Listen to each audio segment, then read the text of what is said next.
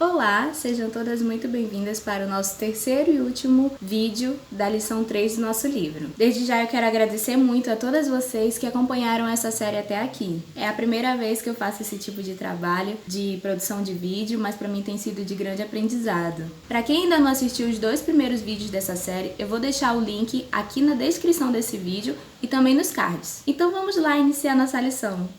Só para fazer uma breve recapitulação, nós estamos estudando o livro Senhor Aumente a Minha Fé, da Juanita Pucel, na lição 3, que tem por título As Tentações Virão, Espere-as. E o nosso texto base é Tiago 1, de 13 a 21. O nosso versículo-chave é Tiago 1:14, que diz: Ao contrário, cada um é tentado pela sua própria cobiça, quando essa o atrai e seduz. E hoje nós vamos estudar o terceiro ponto dessa lição, que diz: seremos tentados a nos esquecermos da palavra de Deus. Então você já deve ter feito a sua leitura prévia dos versículos indicados. Quando somos induzidos a pecar, geralmente nós nos esquecemos do quão bom Deus é e que Ele nos salvou para sermos exemplos de Cristo. Você deve se lembrar do que nós falamos dos 2 últimos vídeos, que o pecado ele nos cega para a bondade de Deus, que nós devemos ser motivo de honra para Deus e não de vergonha. É nessas horas das tentações que nós devemos nos lembrar da bondade de Deus, nos lembrar da sua palavra que vai nos ajudar a rejeitar o pecado.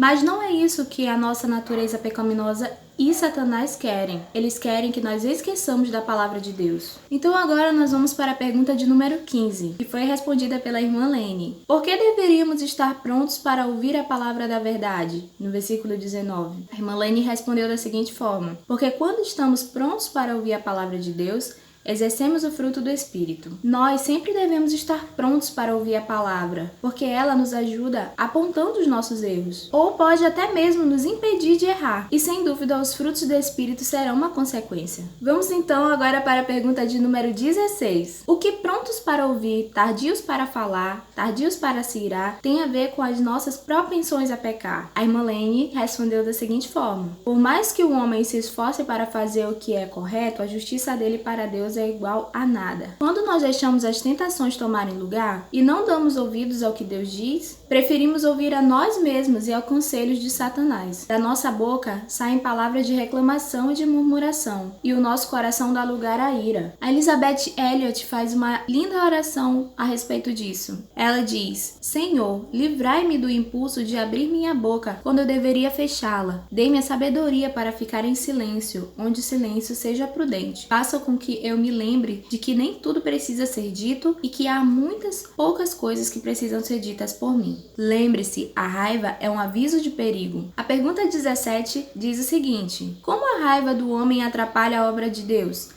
Dê uma ilustração de algo nesse sentido que você tenha observado. Quem respondeu essa pergunta foi a irmã Sofia. Ela respondeu da seguinte forma: quando não deixamos o Espírito Santo agir em nossas vidas. Por muitas vezes em minha vida, já me deparei com certas situações em que ou eu ou o Espírito Santo deveriam agir. E graças ao meu bom Deus, o Espírito Santo sempre agiu e age nesses momentos.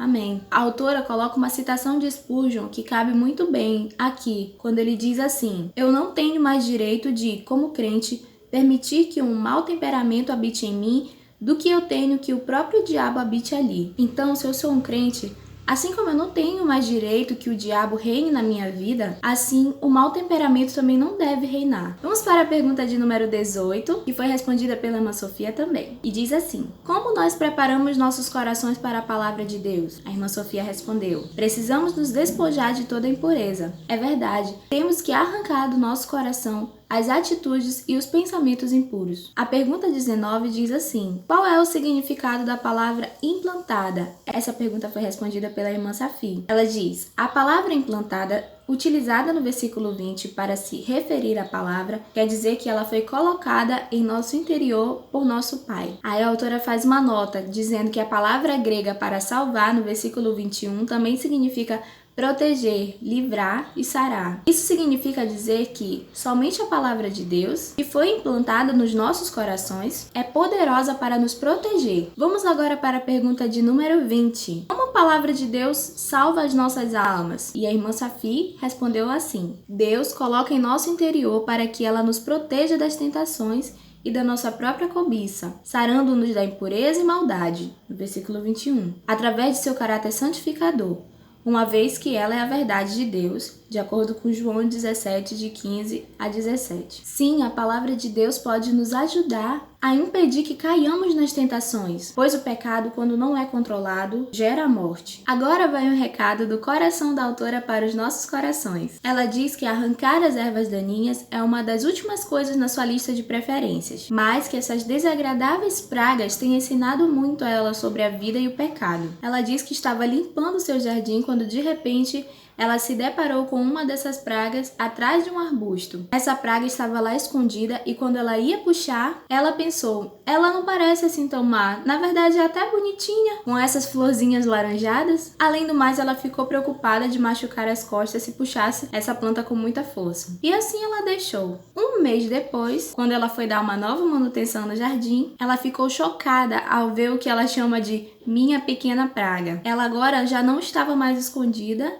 e estava tão grande quanto o arbusto à sua frente. Ela puxou daqui, puxou dali e ela nem se mexia. Ela teve que pedir ajuda ao seu marido para poder ajudá-la a arrancar. A autora então diz que essa pequena erva daninha é como o pecado, quando ele está começando a crescer em nossos corações. Nós podemos pensar, isso não é tão mal assim. Então ele cresce e quando eu decido fazer alguma coisa a respeito, eu não consigo, as raízes estão profundas demais e vamos acabar precisando de ajuda para poder arrancá-lo. Mas o nosso grande médico, o Salvador, está pronto para extraí-lo. Entretanto, ela lembra que quanto mais profundas forem as raízes, maiores serão as cicatrizes. E para finalizar, a autora faz duas perguntas para que nós reflitamos. Quais pequenos pecados você consegue perceber que estão criando raízes no seu coração? E o que você vai fazer a respeito? Que Deus nos ajude a enxergar as nossas faltas e que possamos nos submeter a cada dia mais a Ele. Vamos orar. Senhor Deus, nós somos gratos, Senhor, porque o Senhor é tão bondoso conosco, porque apesar das nossas falhas, das nossas faltas, o Senhor não nos trata, meu Deus, segundo as nossas iniquidades. Nós queremos nos humilhar diante do Senhor e pedir que nos mostre, Senhor, através da Tua palavra, quais são os nossos pecados que estão querendo criar raízes, meu Deus, nos nossos corações. Que o Senhor nos ajude a extraí-los, Senhor Deus, para que possamos ser exemplos de Cristo por onde nós estivermos, que nós não venhamos a Te envergonhar. Nos ajuda a cada dia, Senhor, continuar Te servindo. Obrigado pela oportunidade que o Senhor nos dá de Te conhecer a cada dia mais. E é isso que nós Te pedimos e agradecemos em nome de Cristo Jesus. Amém. Eu quero mais uma vez agradecer a oportunidade de poder contribuir com esse trabalho. E essa é uma lição que falou muito ao meu coração, porque eu sei que existe na minha vida ervas daninhas que precisam ser arrancadas. E a meditação na palavra de Deus tem me ajudado bastante. Que Deus abençoe cada uma de vocês e vamos continuar orando umas pelas outras. Por favor, se você puder, não esqueça de deixar um joinha aqui no final desse vídeo para ajudar na divulgação. Eu estou com muita saudade de todas vocês e que Deus nos dê a graça de que em breve nós possamos nos reunir novamente. Um grande beijo e tchau!